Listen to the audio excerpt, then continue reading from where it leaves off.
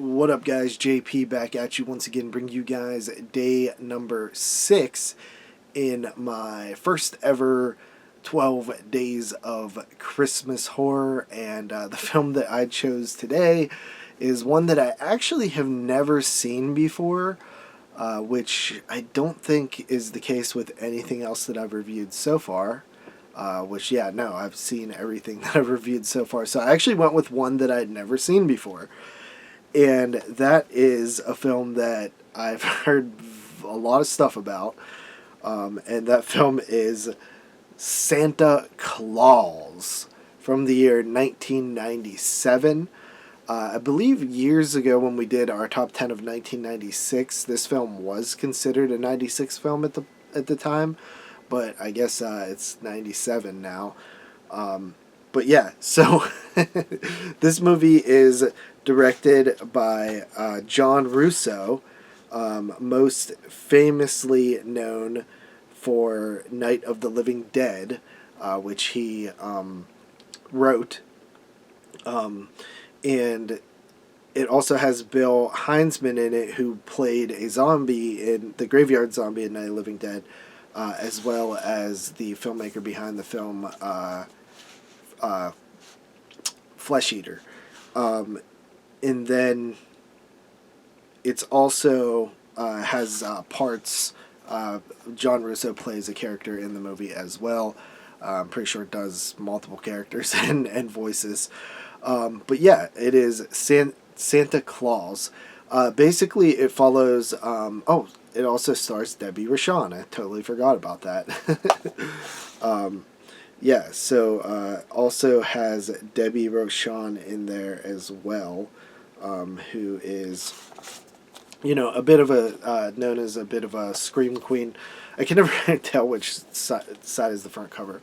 But, yeah, so she's in there, and it basically follows her character. Her name's Raven, and she's basically a B-movie horror actress, a scream queen, if you will. And she's working on this sort of new movie about it's Christmas something, and it's like a short film thing with basically a bunch of naked chicks in it. Her husband and her are sort of going through some trouble. She has kids as well, and they possibly might be getting a divorce. Her next door neighbor, Wayne, is sort of this weird, awkward, nerdy dude who seems a bit like he might have the tism, and he basically clearly has like a big crush on her, but she sees him as a friendly neighbor who helps babysit her kids. And this guy starts, stressing out about Debbie Rochon's character Raven, that he likes her and stuff, and starts acting all crazy and killing people. That's basically the plot. There is a bit of a subplot involving the Raven character, and not really a subplot, but there's a narrative aspect to this film about like the type of work she does, and if it's like honorable or like it's not a classy job or whatever. So there's some commentary in the film on that from both the parent, mother and father-in-law, and also Wayne. And so that was kind of interesting. But yeah, the movie itself is very poorly acted. Debbie Rochon was probably the best person in the movie. The guy that plays Wayne is, he really goes for the performance, and I respect that. And it's like, it's like sometimes it feels like he's playing it super serious. Other times it feels like he's playing it a little over the top. Intentionally, so I'm not quite sure where to go with that performance, but I enjoyed the performance, I'll tell you that. And then a lot of like technically bad stuff in this movie. You have A lot of bad ADR with, people talking outside. There's one scene where Wayne walks up to Raven and her kids and the dog, and he's like, "Hey, buddy," talking to the dog and stuff, and then talking to them as they're walking down the street.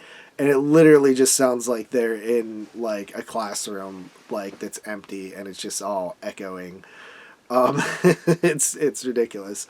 The music is, like, cheesy but fun. There's a song called, like, well, I imagine it's called Scream Queen, because it says that a million times. And then there's, like, some weird, like, Christmas country song thing that goes on for a very long. They, like, plays the whole. It actually plays the whole song, I think. And because there's, like, 3 verses.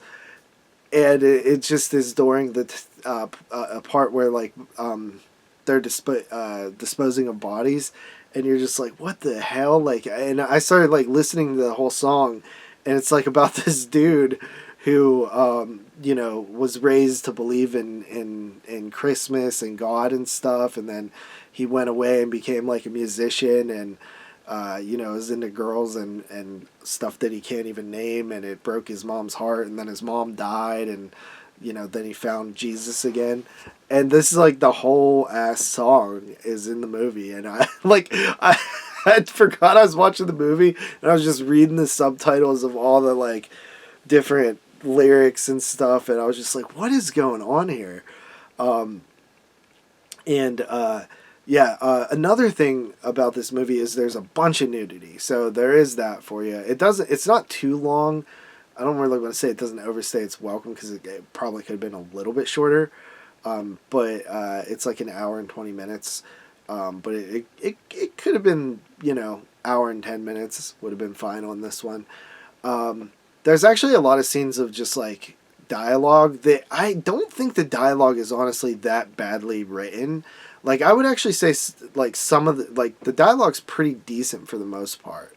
That's probably one of the stronger parts of it. I mean, besides, like, I'm talking about, like, the main just, like, conversations of, like I said, the subtext with her and the job, the kind of job she has and stuff.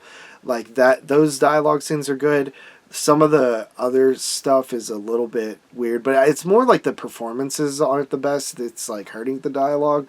But I was engaged in the dialogue, actually.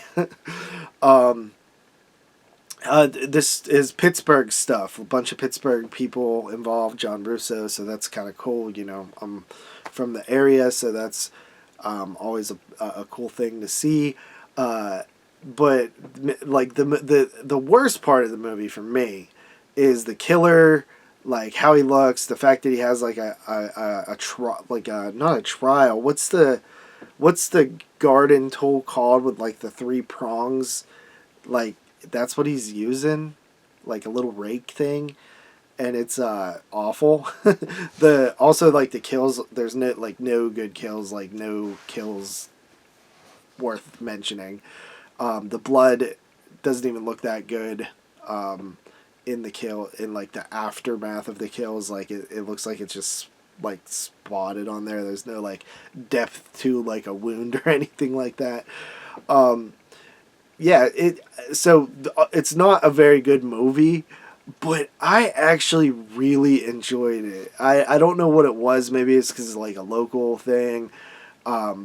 But I was engaged in the movie, and I actually, like, found it kind of interesting for the most part. And there was a bunch of nudity too, so that's, big fake plastic boobs of the 90s, So yeah, that is Santa Claus. Man, was there anything else I wanted to say? There was so many. This would be, like, a great film to do, like, a commentary on, because it's, like, ridiculous as hell.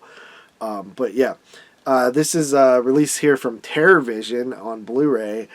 Pretty cool release, honestly. But yeah, I had fun with it. It was not a good movie, but I had fun with it. I'm gonna give it a 4 out of 10. And with that said, we'll see you guys next time. Peace.